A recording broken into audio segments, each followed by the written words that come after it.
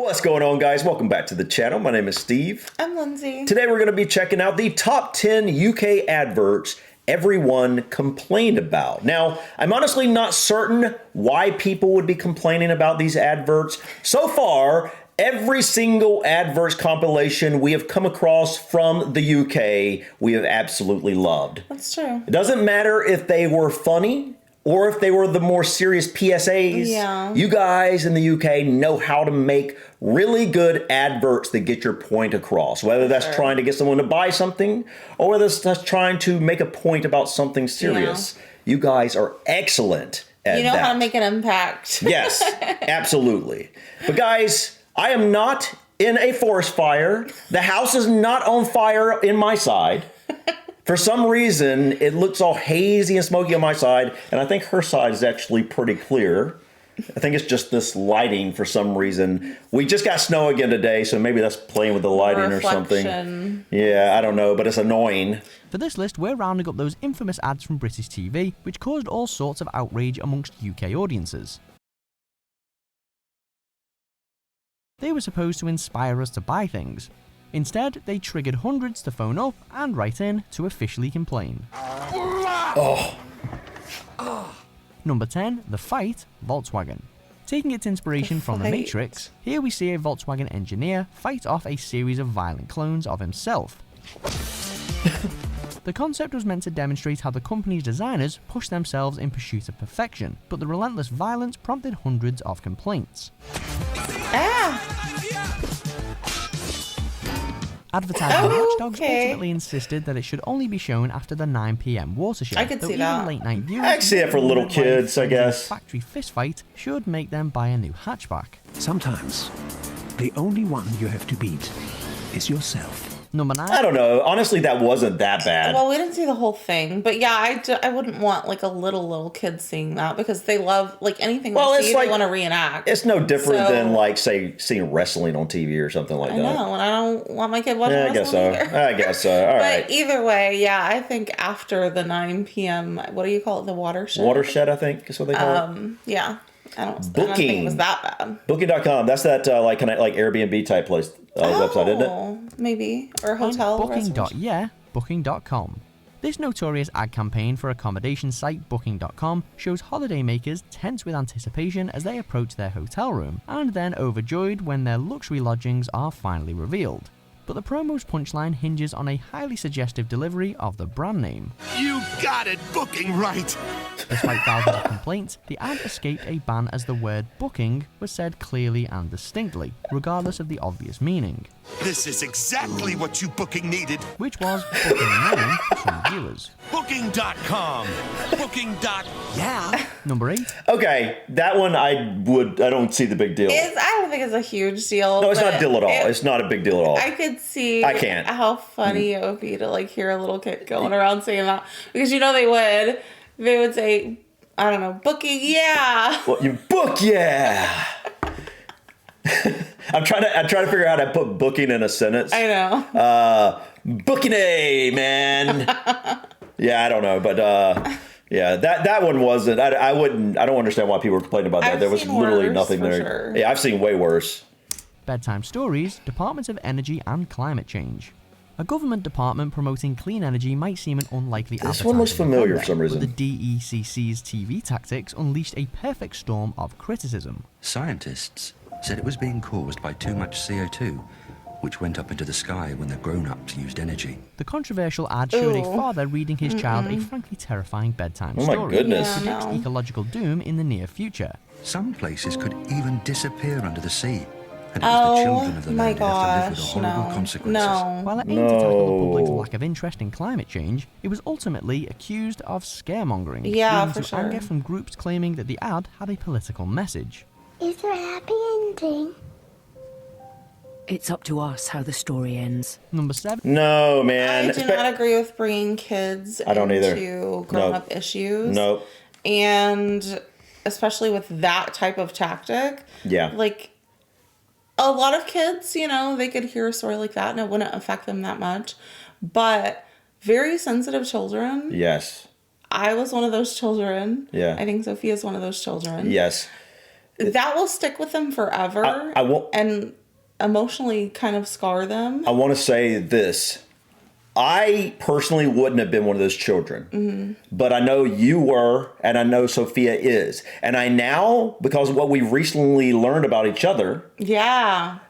I have, I don't want to call it an issue, but I am a person who does not see images in my head. Right, you don't take on the story Right. or whatever But you're reading about. my daughter, our daughter, Sophia is she has a wonderful imagination. And so anything you tell her, she is going to see it in her mind and it is going to stay there. And if you're a very sensitive child, hearing things like that can seriously scar them. Me as a child hearing that, I wouldn't care. But it was growing up when I was really, really young, probably like 3, maybe 4. I had much older cousins and an older sibling, and they would always watch like Terminator movies and all the Alien movies, and it just terrified me because I thought it was real, and I was always scared that the aliens were going to come and abduct me in my sleep. Yeah. And like, it was just, so for some kids, it's not a big deal, but I don't agree with. If you're going to have an ad like that, it should be after the watershed moment, I think. Or I don't whatever think you call you it. should make an ad like Watershed that hour. but... Yeah. 7. The call centre, KFC. It takes only bad table manners to push us over the edge. One of the UK's most hated ads ever was a campaign for KFC's Zinger Crunch Salad, in which call centre workers sing through mouthfuls of chicken. Complaints arrived by the family bucket load from parents claiming that the ad set a poor example, with a side order of upset call centre workers claiming it insulted their job. It's finger licking. Come on!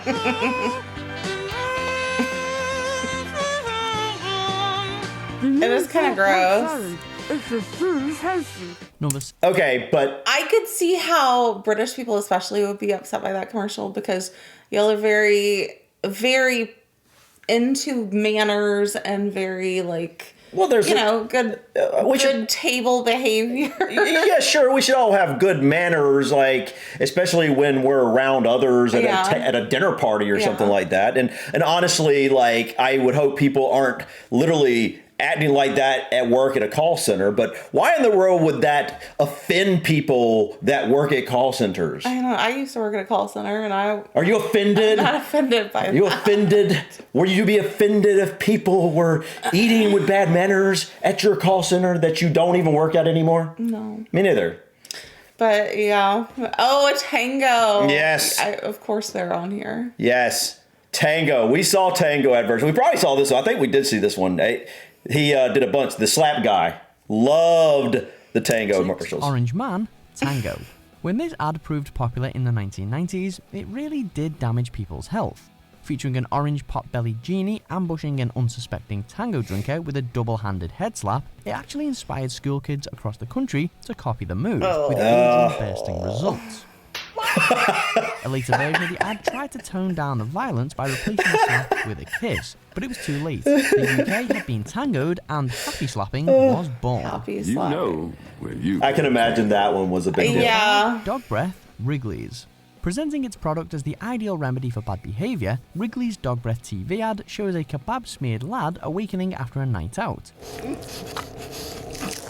He then regurgitates a scruffy full-size dog, as you do. Thanks to primetime advertising spots, the ad was seen by millions of people, leading to hundreds of complaints from queasy viewers and parents of frightened children. Oh gosh, Yeah. I can see how that would be Dogs scary who for restricted kids. the commercial to later viewing. Hey, darling. Number 4. Ew. I didn't think about that. First, I was like, it's a little bit gross, but I was like, it's not if that. they think it's real. It's not that big a deal, but if you have kids that are again have big imaginations, they literally could think it's real, and then that's just going to horrify them. Some of these go like they're on the borderline. I'm not the type of person who likes to censor or me neither. Calls for censorship on a lot of stuff, but I think there's certain things that should be shown only to adults. Obviously. And some of these I could see. reserving for after hours. I mean, I don't know. Like the dog one is like, it's not that big a deal, but I can understand some kids would, I don't know. That one's a difficult one for me to decide what I think about it. I just think it's gross. It is gross. It's pretty gross. I wouldn't want to buy their product. I would. That's the point. That's the point of the product. Yes. It's the point of the product to say, hey, freshen your breath. You don't have dog breath no more. I think that's actually a good... For me, it sends the opposite message. Yeah. Teach their own, right? Desperate Dan pot noodle. Pot noodle. Desperate Dan gosh. pot noodle. Have we seen this love one? Kate, it's just those sandwiches.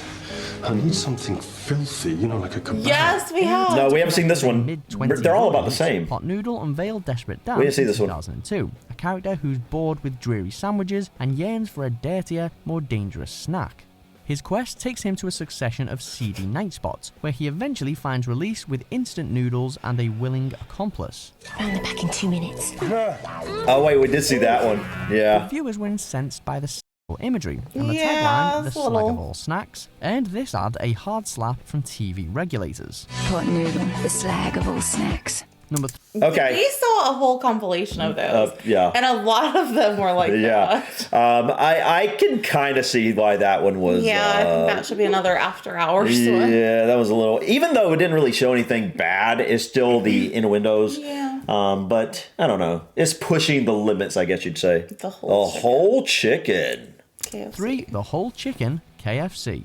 The fast food giants are at it again, and for an ad centered on sassy chickens strutting to a rap tune. X gon' give it to you. Get it on your own. X gon' deliver to you. But A, it enraged animal rights groups, Oh, and B, God. it confused its target audience, who were happy enough eating a Zinger burger, but apparently didn't want it to do a dance beforehand. Stay out my way, little. Animal rights campaigners suggested that the company show how its chickens are really processed instead, while some KFC customers even questioned eating meat at all after seeing the ad.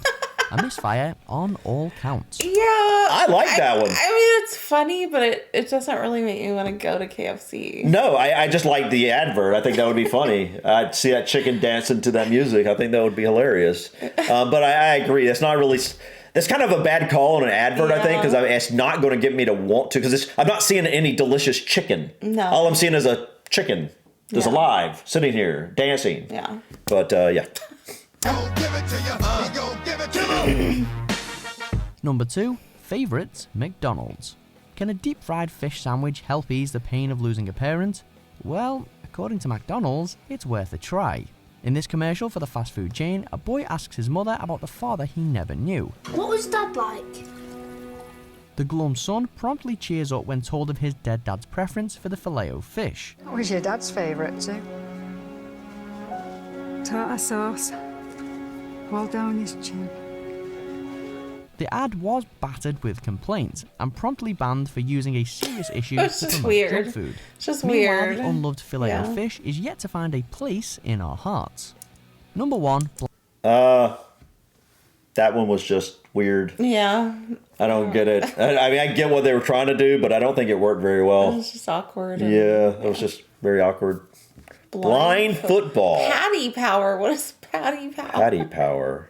All right, blind football. Blind Wanderers Football Club. Based off the title and what we're seeing here, I can kind of imagine why this might have been complained about without seeing it yet. I just have ideas in my head. Incorrect. Yeah.